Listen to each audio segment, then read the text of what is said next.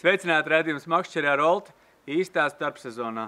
Šobrīd 10. decembris mēs atrodamies Tērvetē, un šeit mammas dabas atlaid mammu noslēguma ceremonija.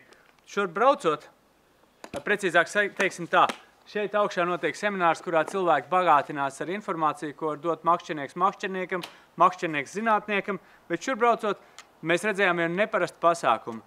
Šis pasākums iekšā šī kartē, tātad šodien skatāmies mammas dabas noslēgumu, pēc tam es ielikšu šo to no vēstures arhīviem, bet sākumā paskatieties šito makšķernieku dzīves ziņu. Ek viņi ir.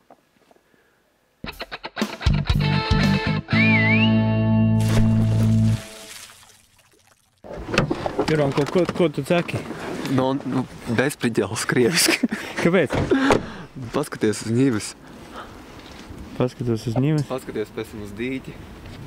Un kāpēc tev liekas tā laiva tur uz ņives jumtas padomā un tad... Vai es gribēju braukt iekšā ar visu ņivu domā? Labu apetīti!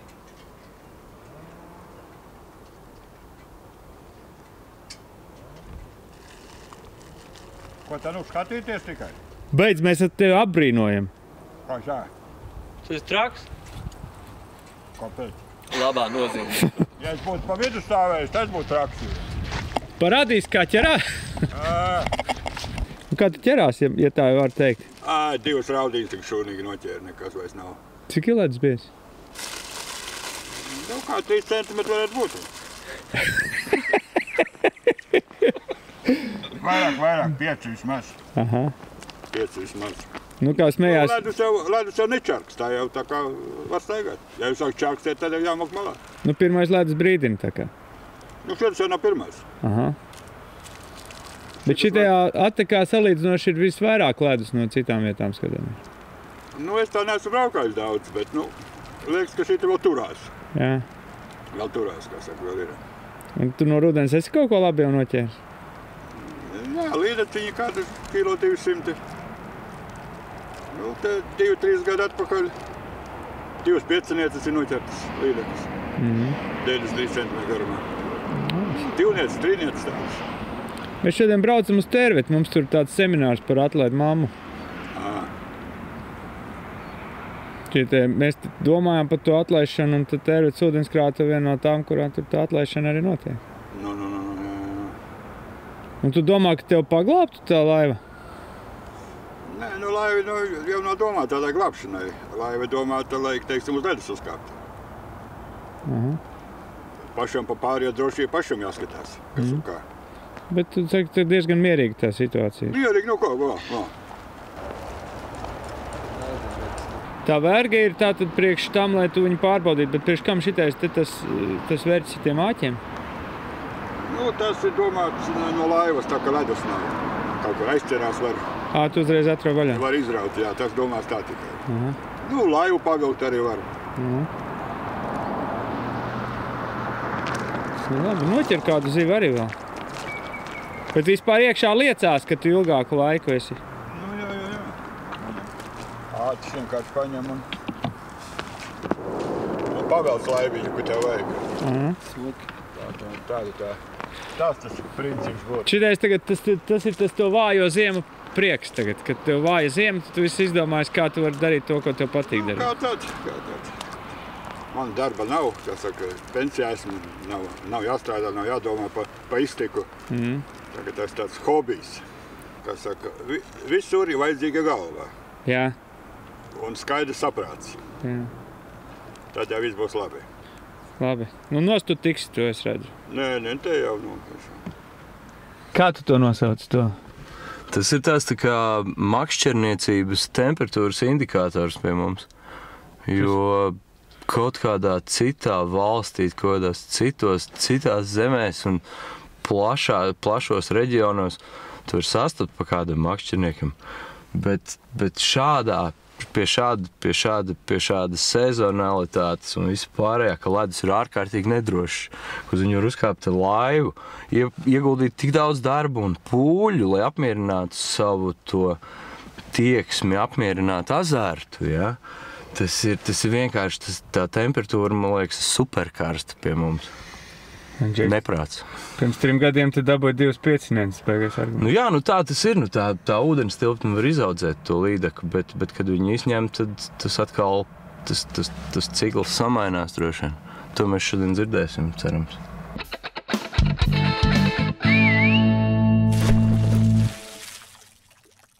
Latvijas valsts meži man uzticējās, un mēs kopā esam noveduši skaistu pasākumu 1 gada garumā. Atlaid mammu Latvijas valsts mežu ezeros.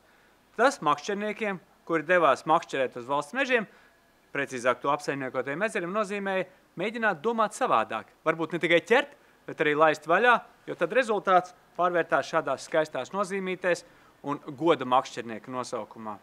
Šobrīd tur notiek konference. Iesim skatīties, kā tur izklausās. Šitais pasākums, ar ko cilvēki Latvijas valsts mežu apsaimniekotajos ezeros iepazinās tikai šogad. Sile, atlaišanas sile. Un vispār tas atlaid mammu, iespēja kļūt par goda makšķernieku, iespēja ķert un atlaist un domāt tādā veidā par to, par kur parasti cilvēkam liekas jādomā jums, ūdens tilpņu apsaimniekotājiem. Ko tu vari pateikt pēc 1 gada? Pirmais gads patīkams ar to, kad bija kāds, kas to izmanto. Jo tā bija tā lielākā baža, ka cilvēki jau, viņi noķer un ved to zivu mājās. Un tas, kā jau runājam, tā noķertā zivs kļūst arvien mazāk.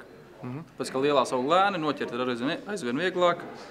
Un tad pirmais gads, kad cilvēki izrāda interesi, ņem, iesūta pieteikumus. Līdz ar to mēs apzināmies, ka tajā ūdenskrātuvē paliek arī tā metrīgā līdeka. Citādi, metrīgā bija noķēra, otram jau nebūs, bet tas, ka mēs palaižam vaļā un zina, ka tā metrīgā ir tajā ūdenī, tas jau rada to prieku makšķerniekos. Redzi, esot makšķerēšanas sportā, mums ir jānoķer daudz zivis. Līdz pat 20 zivīm 6 stundu laikā un pēc iespējas garākas. Un varētu pat teikt, ka tie labākie makšķernieki tie sportā piedalās, vai vismaz tie, kuri grib parādīt, ka viņi ir labākie makšķernieki, vai kuriem ir kāda cita sportiska interese, bet, jebkurā gadījumā visi cenšas tur saķert tās 20 garākās zivis. Un jāsaka, kad ar katru gadu tās metrīgās līdekas, ja man, protams, neveļ prāta statistika, viņas vairāk nepaliek, viņas paliek mazāk. Kaut vai tajā pašā mūsu burtniekā, atceries, kad mēs pirmoreiz burtnieku trenējām, kad mums bija gan mačos 1,15 m, gan treniņos, teiksim, Krists mierīgi dabūja 9 un to gadu mums bija 4, 5, 6, daudzas lielas līdekas mēs dabūjām. Tad ar katru gadu jāsaka, kā ir burtniekā, tas vidējais izmērs krīt. Un viņš krīt arī caurmērā visur. Kaut kur kaut kas uzlabojās, teiksim, ar zandartu var būt, bet pat augot meistarībai zivju garums neaug. Un es domāju, ka šīs akcijas varētu būt tāds, signāls jaunajiem makšķerniekiem, signāls varbūt vidējai paaudzei, jo praksa rāda, ka to vecāko paudzi jau ir ļoti grūti pierunāt, pamainīt kaut kādas savas dogmas gan, teiksim, dzīvē, gan politikā, gan daudzos citos lēmumos. Un mēs jau ar tevi nepaliekam ne jaunāki, ne pielaidīgāki. Jā, mēs vēl cenšamies, mēs domājam, mēs turam to prātu, cik plaši vien mākam. Un es aicinātu arī tos makšķerniekus turēt to prātu. Cik vien varat plaši. Neņemat visu pa savu rubli, bet ieklausieties, jo tai zivju atlaišanā noteikti ir kaut kāda jēga. Kā man laivas biedrs Kristiāns saka, viņš saka, ja tu to līdaku atlaidi, tad viņai ir vismaz par 10% lielākas iespējas izdzīvot nekā, ja tu viņu uzliec uz pānas. Mēs gribam, lai cilvēki pēc iespējas vairāk iesaistās un pēc iespējas vairāk zivis atlaiž vaļā. Jo ļoti daudz sūdzās, mums nav zivis, braucam uz Skandināviju ķert un paši esam visi izķēruši, paši esam vainīgi. Vienkārši mums jāsāk, mēs šogad 1. gads, es ceru, tas skaits būs arvien lielāks un viss būs kārtībā. Jā, attiecībā uz Zigmāru, tāpēc ir spēle, lai viņā varētu mēģināt to improvizēt. Un Zigmārs vienkārši izdomāja noķert pa bronzas līdekai, vai vismaz pa bronzas līdekai, katrā no valsts mežu ezeriem, ja? Visos 4? Jā. Kur visgrūtāk gāja? Kaņierī. Kaut arī viszināmākais ezers, vislabāk it kā ķerās, bet, Kaņierī gāja 4 brīvdienas brauc. 4 brīvdienas, kamēr dabūja? 4. dabūja. Nākamā balva pienākas Jurim Bārtulim. Paldies! Paldies! Nu, Gulbi ezers ir, vispār tas ir mans ezers, nezinu, kā uztver. Tu varbūt pastāvi čekiem, kā viņi darīja? Es tur makšķerēju, vismaz 10 gadus tur. Tā kā es tur vietējais aborigēns. Ir viņam tas dubultais dibens? Es neticu, es nezinu, tur alu neesmu redzējis nevienu, kur tās zivs tur staigā. Bet tās zivs man tur liels bijuši. Lielākā man tur ir bijusi 7-niece, 3-5-nieces, daudz 4-nieces, daudz 3-nieces. Tā kā īsumā es noķēru arī nesen tur 88 centimetri, bet es aizmirsu sili. Un es nebraucu pakaļ. Es vienkārši viņu palaidu vaļā, lai viņi dzīvo. Un tā kā es domāju, es asparošos ātri un noķēru šo savās vietiņās. Es tos 68, 69 noķēru. Es domāju, jāizsūta ir. Un tagad galvenās balvas ieguvējs. Raimons Mārtiņš, sagaidiet!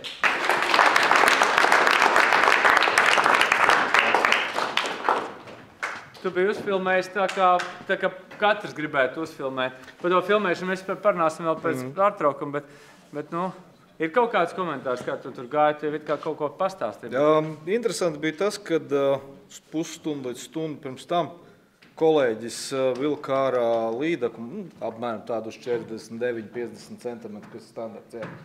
Un viņš velk, un mēs tieši ar filmēm, mums katram pa kamerai arī nopirkām divu tā, lai pafilmētu. Un tas kāds vien pēkšņi filmēm, tas kāds vienkārši noliecās viņam nost, un viņš iznāk ārā, pusārā. Vienkārši nāca kaut kāda lielā, tai pašā tervetē. Uztes tai mazai virsū, paņēma visu wobleru un pusi zivu nokoda nost un aizgāja visu wobleru projām.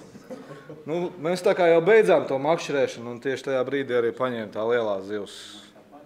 Nē, diezinoja. Ne, mums ir hip-hipurā. Paldies. Mums spēlējošais treneris Alūks ir tāds Herberts, kurš Herbs, viņš šitās lielās sauc par kolhīdiņām. Tad senāk bija tāda smagā mašīna, kur baigi dūmoja rūts, bet priekš gāja. Tad tu redzēji arī kolhīdiņu. Un kā tev sajūt, tu saņemot galveno balvu atlaid mammu šī gadā? Ļoti pagodināts esmu, jāsaka godīgi, kolēģim bija bišķi lielāk, jā, un viss pārējais es ļoti cienu, ka visu atlaiž vaļā, jebkurā gadījumā. Jā. Un ķer un atlaidi jau pa lielam jau nodarbojos vairākus gadus, ja, un tā ir man iekšējā pārliecība. Ja.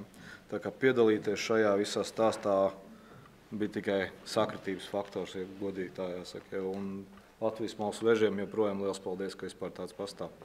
Un mūsu sadarbības partneris Ebot piedāvāja nelielas balviņas, arī bāzu uzraugiem. Tāpēc aicinam klātesošos bāzes sargus uz priekšu.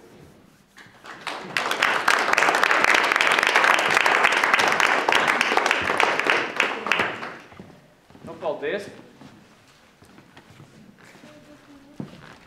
Droši vien tas, ko jūs varētu izstāstīt par atlaidu mammu un vispār to, ko jūs redzat bāzē, droši vien tur vairākas grāmatas gadā varētu sarakstīt, ne? Gribētos, lai vairāk to izmantot šo iespēju un kalendāru. Bet kāda sajūta ir? Uz to iet tā lieta? Iet, jā, bet daudz nav, bet iet, jā. Pārsvarā tomēr tādi jaunākas paudzes makšķernieki to nodarboja. Tas ir Lielautas ezerā? Jā. Un kā ir kaņierī? Tieši tas pats. Padomu laika audzināšana tomēr tie ēd un tie jaunāki, tā kā viņš saka, jaunā paudze, tie tomēr vairāk tādi cilvēki, kas atlaiž zivis. Nebrauc dēļ gaļas, bet brauc dēļ sajūtām noķert viņu.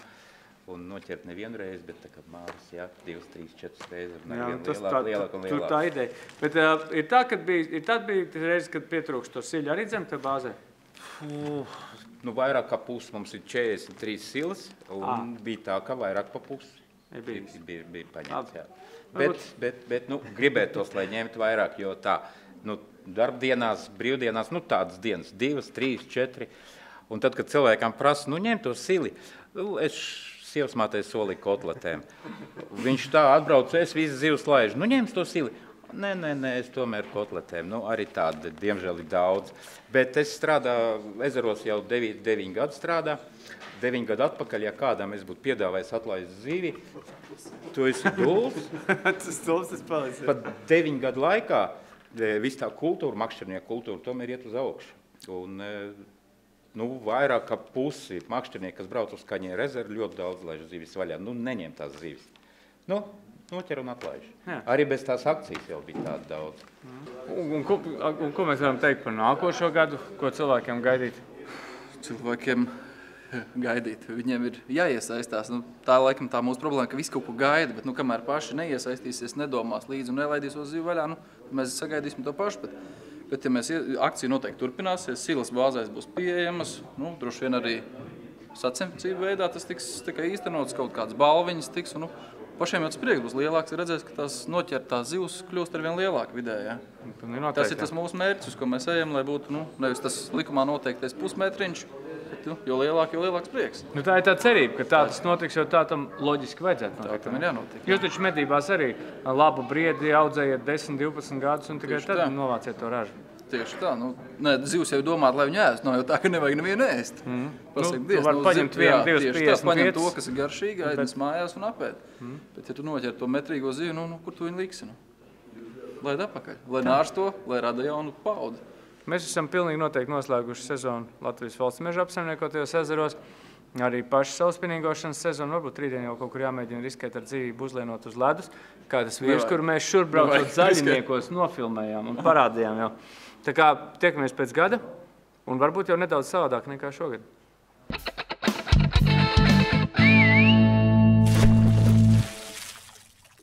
Ko nozīmē krāmēt upi?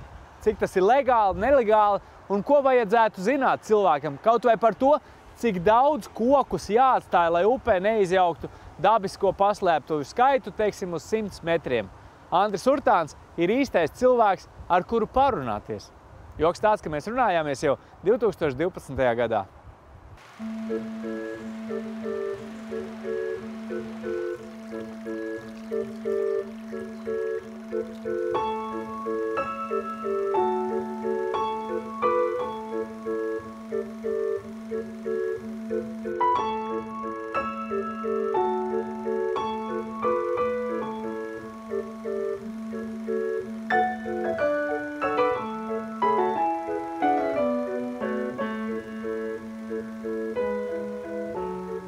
Šobrīd mēs atrodamies skaistā modelītī. Upīte var būt lielāka, upīte var būt mazāka. Lielā tek mums aiz muguras, bet mazā šī atteka ir tik caurspīdīga un uzskatām redzam, ka mēs ar Andru Urtānu nolēmām šeit schematiski parādīt, kas būtu darāms. Pirms cilvēks pieskarās dabai. Ļoti ilgu laiku mums dominēja dabas aizsardzība vai aizsardzība vispār, žoks apkārt un neko nedarām. Daba laba, daba zaļa, viņa pat visu sakārtos. Ja? Un tad pat laikā daba vairāk pati nespēja sakārtot to, ka es vienmēr saku, ja pirms 400 gadiem upē iekrita vai govs pļaka, vai tas, ko cilvēks pats radīja, vai arī lapas. Cit nekā nebija. Tagad mums skalojas īstenībā fosfāti, nitrāti, kur izcelsme tikpat labi ir Ukraina, kā Kanāda vai Čīle. Ja? Un tas pats Čīles Zalpēters, ko 30. gados cilvēks ar sauju uzmanīgi lika uz lauka zem katra kāposta apakšā, pēdējās pārdesmit gados vienkārši tika taisīts ar lidmašīnām.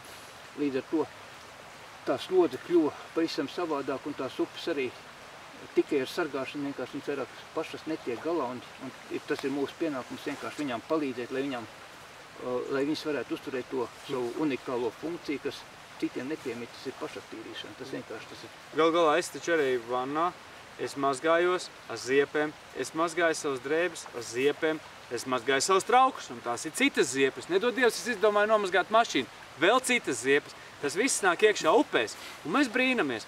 Laikam klimatiskās pārmaiņas, upes sākušas aizaugt, bet mēs taču nemaņtīgi viņas ziepējam iekšā, un dabai tas viss ir jāuztver. Ziepējam, un otrais, es domāju, ka ne tikai fosfors un slāpeks. Lielāka problēma ir tie smilšu saneši, kas nonāk upē, jo vienkārši fizikāli tikko kā straume kļūst lēnāka, smiltis, saneši visi ir nogūsnējis. Ja ir mazāks ūdens vai siltāka vasara, uz viņiem uzaug augi, izveido sakņu režģīti. Un viss. Tas aizmirst jau. Tā velēna jāuzplēš, un tas ir tas, ko jūs darījāt, mēs rādījām pirms 2 gadiem jaunupē. Jā, jaunupi, venta ir taisīta tā, ka ir piemēri, un viņi pēc tam strādā. Šeit ir upītes modelis. Jā. Re, kur ir joprojām dūņas un lēnais ūdens, un ir kaut kādas sūnas, kas varētu raksturot, teiksim, ūdens zāles. pēc tam sākas straujtecīte. Šis te melnais viss lēnām beidzās, paliek jau dzidrs, sākās veidoties, tātad ir tas kakls, kas pātrina straumi, ūdens caurplūde lielajā plašumā ir tikpat liela, cik mazajā šaurumā, un tas nozīmē, ka tā strauma pātrinās. Un tagad man interesē, lai tu man uzskatām pastāsti, kas ir labs visā šī sistēmā un ko cilvēkam vajadzētu saprast, kas ir labs un ko vajadzētu piesargāt. Šobrīd krastā ir īstenībā ideāls līdzsvars starp kokiem un krūmiem. Tad re, kur ir koks, jā, bet starp koku un ūdeni ir augu josla. Ir augu josla, kāpēc tas ir ļoti, ļoti būtiski. Latvijai ir raksturīgi tas, ka 6 mēnešus gadā lapu nav, ir bezlapas stāvoklis. Un zem baltaukšņiem, tur mēs arī varētu varbūt tālāk pat apstīties kādā vietā. Principā zem šādām te piekrastes baltaukšņa audzēs nav izveidojusies vienlaidus velēni. Un ja nav vienlaidus augu velēni izveidojusies, tas nozīmē, mums ir atkušņi, lieti, tā filtra sistēma, kas strādāja vasarā ideāli. Ziemas laikā viņi vienkārši ir caura. Līs lietus, ir mazākais slīpumiņš, smilšu graudniņš nonāk iekšā un viņš nosēž upē. Un tieši tāpēc ļoti būtiski ir šādi te lakstaugu slānīts vai teiksim kārtiņi, jo arī ziemas laikā, tad, kad nebūs lapas, viņiem ir velēni. Un tā velēna ziemas laikā darbojas kā akumulators, kā filtrs, kurš arī ziemas laikā krietni mazāk, bet tomēr ir aktīvs. Tautas valodā runājot, lakstaugu josla pie upes satur krastu. Jā, viņi satur nostiprina krasts, arī tas vēl, jo ja zem baltaukšņa, kur nav šī te velēna pavasara palos vai ziemas laikā tas, ko izkalojas viss, tad šī lakstaugu josla vēl pierreiz nostiprina krastu. Ja mēs runājam tālāk par jau ejam iekšā ūdenī, tad skaidrs krastā velēna, tas būtu ideāli un tas savāds. Piekrastē, ja ir augi, tātad ir uzreiz barība kaut kādām primārajām jau augstākas dzīvības formām. Tālāk nāk lielais. Lielais, kurš var burzguļot, var neburzguļot, bet vienīgi mest kaut kādus mutuļus, un kur ir jau pamatīgais minerāls apakšā, un kur ir kaut kāds iekritis šķērslis, kurš ap sevi sakrājas daudz organikas, un kas tālāk notiks ar viņu? Pastāsti par šito. Tātad straumīt virs 0,1 metru sekundē, viņš jau sāk mazās duļķis pacelt augšā un dzīt uz leju. 10 cm sekundē? Jā, 10 cm sekundē viņš skaitās tas minimālais, pie kura sāk duļķis iet uz leju.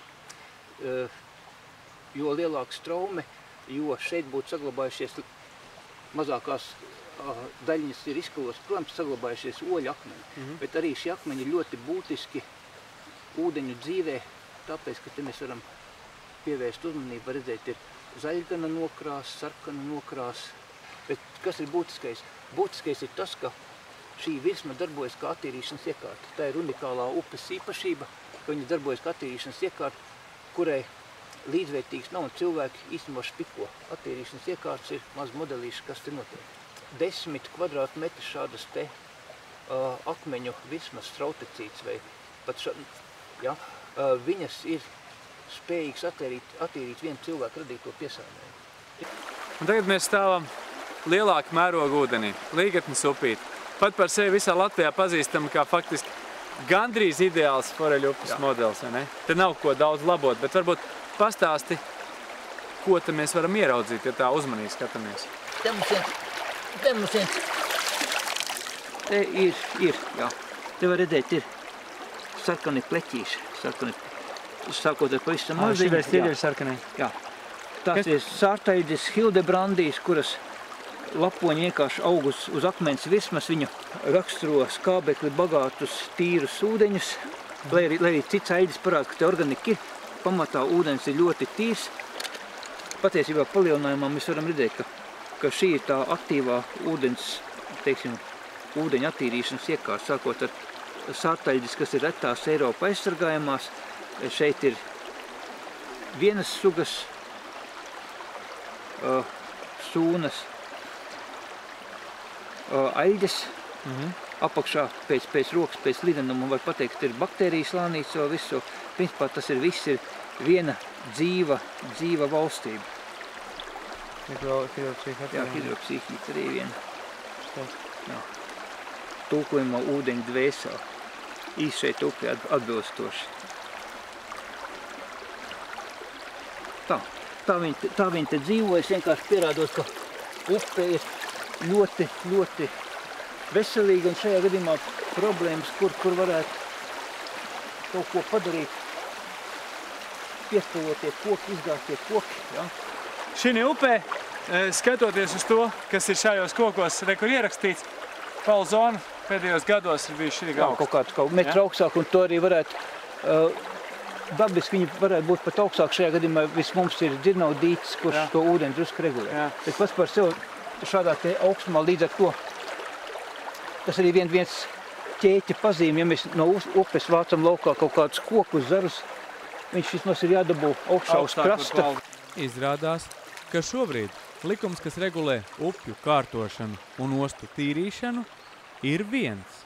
Un līdz ar to pat koku izvilkšanai no upes formāli tiek prasīti tehniskie noteikumi. Tāpēc šobrīd Gaujas upju apgabala konsultatīvā padome ir iesniegusi ministrijā labojumus, kurus pieņemot, upes kopt būs vienkāršāk. Process ir sācies. Es domāju, ka šī te, teiksim, nepilnība, acīm redzamā atžgārnība, ka viņa tiks novērsta. Un cilvēkiem, teiksim, izņemot no upes tur sakritušos kokus vai kaut kādu sagāzumu, nevajadzēs rakstīt tehniskos noteikumus, jo bieži vien ir tā, ka ir sevišķi pavasarī pēc paliem. Ja to koku, kas tev ir aizšķērsojis visu upi, ja tu dienas laikā neizvāc palos, ap to koku izveidojas jauna straume, jauna upe. Tavu zemi ir aizskolot, un godīgi tiek aizskolot kubikmetra augsnes, kuri pēc tam kaut kādā lēnākā vietā izgūstnējas, norokot visu to, kas tur iepriekš bijis. Nākošais jautājums: ūdenī iekrituši koki. Vai viņi visi ir vienādi, vai tomēr ir kaut kādas gradācijas? Šeit ir uzskatāms piemērs. Šāds te upē iekritis koks, viņš īstenībā nav substrāts. Mēs varam redzēt, ka viņš ir izburbis. Viņš ūdenī pēc pāris gadiem būs sadalījies, un godīgsot tas, kas te sadalās lignīnu, izskalojot, pārskalojot tā organika, kas ir kokā iekšā, viņi sadalot, viss tiek patērēts skābeks. Un šāds upē iekritis koks, viņš ir nevis slēptuve, bet viņš lielākā mērā ir pats skābeks patērētājs. Ja? Un viņam te noteikti nebūtu vieta. Nākošā epizode. Piemērs nekoptai upei un radītajām sekām. Ir savulaik iegāzies koks, pāri upei pārlaids. Viņš ir darbojies par ķērāju, sanest nākošie koki, saneši. Ūdens līmenis ir pacauts uz augšu, ūdens ir ideāls šķīdinātājs. Kas notiek? Tiek paaugstināts mitrās augsnes līmenis arī piekrastē. Šajā gadījumā tā ir māla nogāze. Tas kods māls, slidens, viss nogāzes noslīd lejā. Kubikmetri koka. Krasta nestabilitāte, jaunas smilts upē un īstenībā jaunas problēmas upē. Un arī problēmas privātīpašniekam, kura krasts vienkārši bulka iekšā ar visu mežu. Viņam liekas stihija, nelaime. Īstenībā atbrīvo upē ceļu. Un vēl viena lieta, cik es saprotu, arī te būs tāda, kad 27 koki, kuriem pēc zviedru metodikas vajadzētu būt uz 100 metriem upē, te ir sagādušies dažos metros iekšā.